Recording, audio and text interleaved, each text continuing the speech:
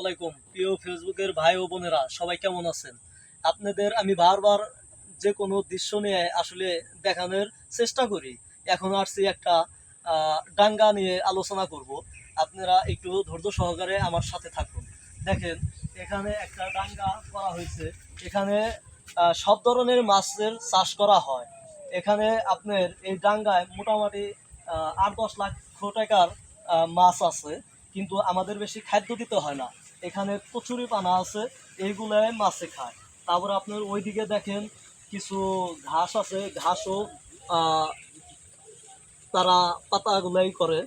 যাই হোক, এখানে আমাদের পানাগুলো খেয়ে খেয়েই মাছগুলো বড় হয়। আর অল্প কিছু খাবার দিলে বোধহয় তাদের হয়ে যায়। আর আমাদের এরা পাশাপাশি এটা আসলে আমাদের ছোট ডাঙ্গা। আমাদের ডাঙ্গা আরো বিশাল একটা বড় ডাঙ্গা আছে। আসুন আপনাদের আমি ডাঙ্গাটা দেখিয়ে দিই কেমন লাগে। আমার সাথেই থাকুন।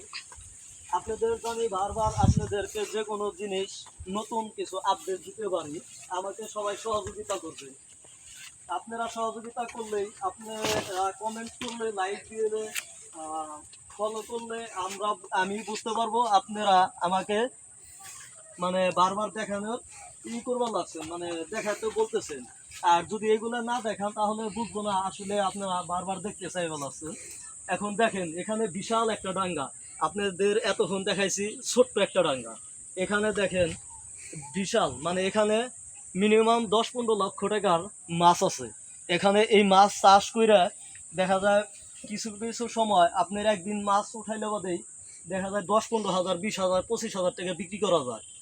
আর আপনাদের বারবার যদি আমি ভালো মানে আপডেট মানে ভিডিও করে দেখাতে পারি, আপনারা সবাই আমাকে ফলো দিবেন, লাইক দিবেন, কমেন্ট করে জানাবেন। ইনশাল্লাহ ভালো থাকবেন। আসসালামু আলাইকুম।